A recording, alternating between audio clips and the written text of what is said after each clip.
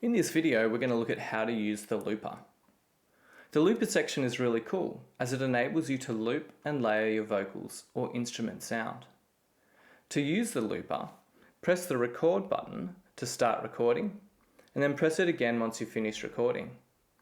If you make a mistake, simply hold down the record button and it will undo your last recording.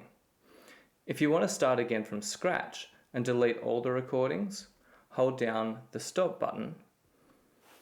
We're going to have a look at how to play around with the looper, and I'm going to use the Roland T8 as a backing.